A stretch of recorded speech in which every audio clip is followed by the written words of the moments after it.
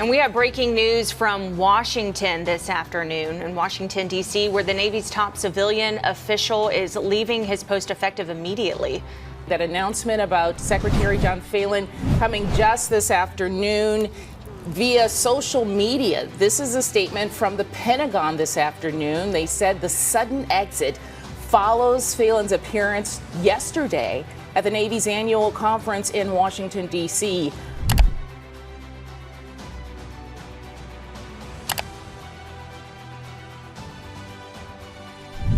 Rasa frustrasi hebat kini sedang mengguncang Amerika Serikat.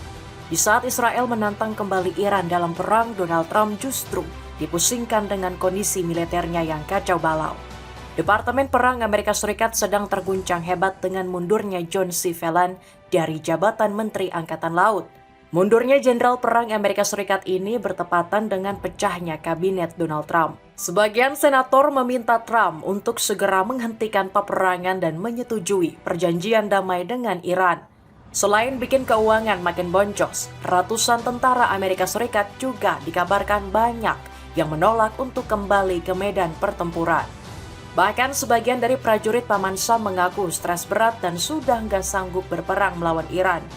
Di waktu yang sama, Iran justru sedang mempersiapkan perang dengan memamerkan beberapa rudal generasi terbaru. Ini tentu menjadi kesempatan empuk Korps Garda Revolusi Islam Iran agar bisa memukul mundur pasukan Amerika Serikat di medan pertempuran. Apakah ini menjadi tanda bahwa Amerika menderita kekalahan jika perang berlanjut? Cetak Gol coba merangkum kekalahan Amerika Serikat seandainya perang melawan Iran berlanjut sebagai berikut. Donald Trump terguncang hebat, tentara AS ogah lanjut perang. Israel sudah mempersiapkan perang melawan Iran akan segera berlanjut dalam waktu dekat. Israel Katz menyampaikan pernyataan yang kembali bisa memicu konflik.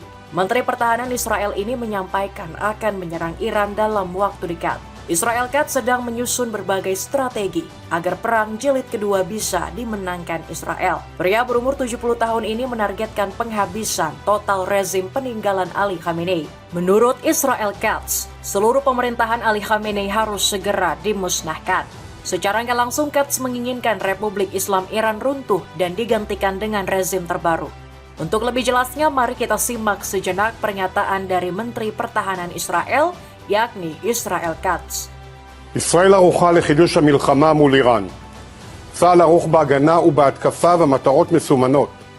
ממתינים לאור ירוק מארצות הברית, בראש ובראשונה כדי להשלים את חיסול שושלת חמינאי, יוזם תוכנית ההשמדה נגד ישראל, ואת מחליפי המחליפים של מנהיגות משטר הטרור האיראני. ובנוסף, להחזיר את איראן לעידן החושך והאבן, על ידי פיצוץ מתקני האנרגיה והחשמל המרכזיים, וריסוק התשתיות הלאומיות הכלכליות.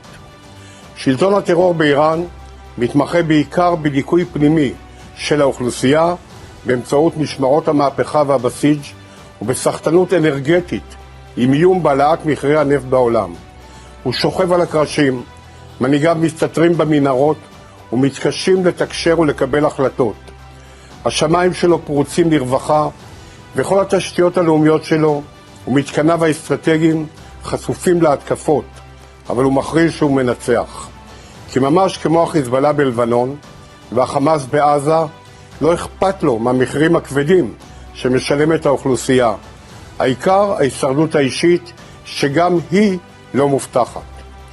כאשר תתחדש המתקפה הפעם, היא תהיה שונה וקטלנית, ותוסיף מכות הרסניות במקומות הכואבים ביותר, בהמשך למכות העצומות שספג משטר הטרור האיראני עד עכשיו, שירעידו ויקריסו את יסודותיו.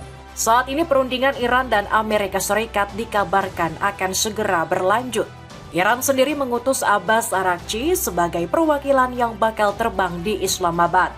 Menteri Luar Negeri Iran ini telah menghadiri negosiasi putaran kedua di Pakistan. Namun dalam perundingan tersebut masih belum menemui titik temu antara Amerika dan Iran. Bahkan Amerika Serikat mengirimkan kapal induk ketiga, yakni USS George H.W. Bush. Kapal induk ini telah tiba di dekat perairan Iran yang bisa kapan saja menyerang.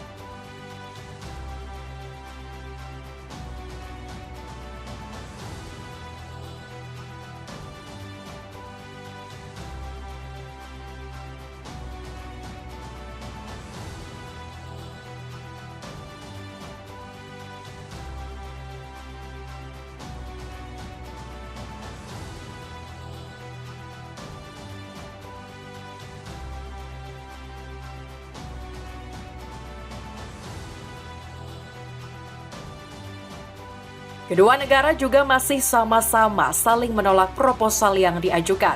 Maka dari itu perundingan kedua di Islamabad kembali berpotensi batal dan perdamaian pun kembali terancam. Di saat negosiasi yang belum menemui hasil, Amerika Serikat malah dipusingkan dengan masalah baru.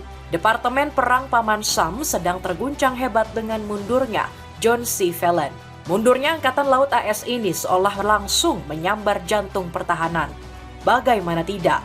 John C. Phelan secara tiba-tiba mengundurkan diri dari Departemen Perang. Sekretaris Angkatan Laut John C. Phelan meninggalkan pemerintahan. Berlaku segera. Tulis pernyataan resmi Departemen Perang Amerika Serikat. Kepergian John C. Phelan tentu meninggalkan lubang yang menganga. Strategi perang Amerika Serikat dipastikan bakal terganggu dengan ketidakhadiran sosok sang jenderal. John C. Phelan menjadi sosok paling penting mengurus logistik dan pengadaan kapal perang.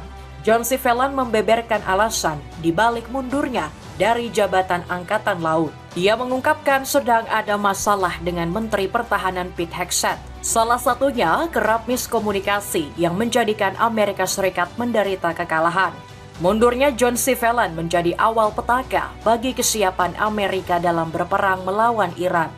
Kabinet Donald Trump saat ini tengah terguncang oleh isu perpecahan. Andrea Dressi mengungkapkan banyak kabinet Trump yang enggan melanjutkan perang. Asisten profesor Universitas Amerika ini mengatakan jika pejabat terdekat Trump sedang tidak bersatu. Kita terus-menerus melihat pergeseran tujuan, perubahan strategi yang terus-menerus dan perubahan sasaran, kata Dressi.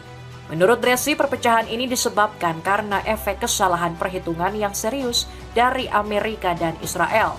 Kurangnya pemikiran strategis tentang implikasi dari konflik melawan Iran. Oleh karena itu, kita sekarang terjebak dalam kebuntuan ini. Dalam arti bahwa administrasi Trump sedang mencari jalan keluar, kata Dressi. Bahkan banyak pejabat Amerika Serikat yang menginginkan Trump untuk terus melanjutkan gencatan dengan Iran. Alasannya resiko ekonomi Paman Sam saat ini sedang terguncang hebat. Patty Murray mengungkapkan jika pemerintah Donald Trump saat ini sudah di luar batas. Senator Amerika Serikat ini mengatakan Trump semakin ugal-ugalan menggunakan anggaran negara. Murray menyebut jika anggaran agresi militer Trump ke Iran terus mengalami pembengkakan. Dalam sidang komite alokasi, sang senat mengatakan anggarannya mencapai 1, triliun dolar.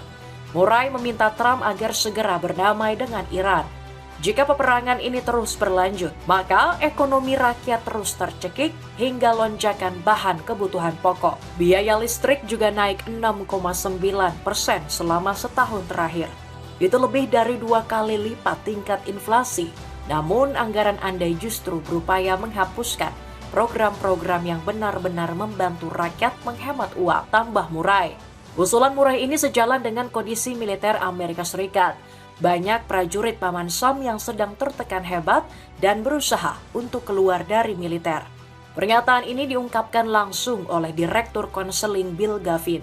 Ini telah menjadi kekacauan dan banyak individu merasa frustrasi di seluruh jajaran, kata Gavin. Kesempatan empuk Iran membalaskan dendam ke Sumat. Kalau saja banyak tentara menolak bagaimana Amerika Serikat bertahan dalam perang kali ini adalah kesempatan empuk Iran untuk membalaskan perbuatan Donald Trump. Seandainya kesepakatan damai belum terwujud, mungkin saja Amerika dan Israel kembali menyerbu Teheran. Kalau dilihat dari pengalaman, kedua negara ini secara tiba-tiba menyerbu Iran. Bukan gak mungkin cara yang sama akan kembali diterapkan oleh kedua negara penjajah ini. Tetapi Iran punya persiapan yang jauh lebih matang dari perang sebelumnya. Korps Garda Revolusi Islam Iran memamerkan rudal balistik terbaru dengan dihadiri ribuan rakyat Teheran.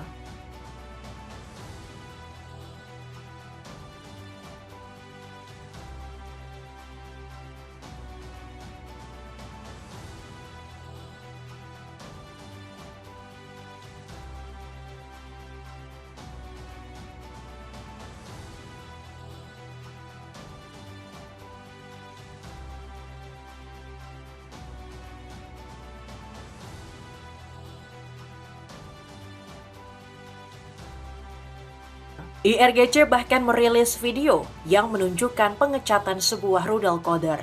Selama proses pengecatan, terdengar gelora semangat yang keluar dari mulut para pasukan mereka. Putra-putra IRGC sedang melakukan pekerjaan mulia ini sebagai respon atas seruan anak-anak Iran. Semoga rudal ini menghantam jantung rezim Israel yang menjijikan dan Amerika yang kriminal, atas nama seluruh rakyat Iran yang bangga dan terhormat.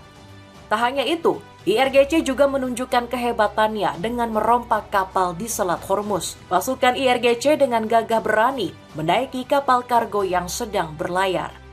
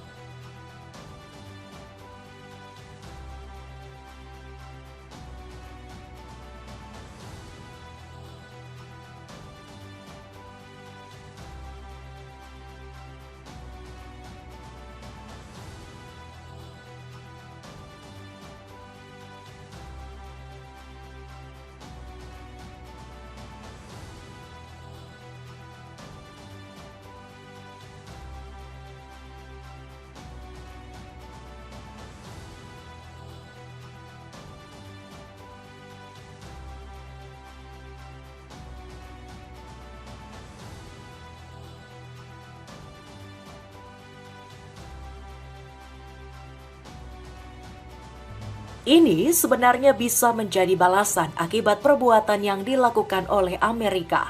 Sebelumnya, militer Paman Sam menyerang kapal kargo yang berada di Teluk Oman.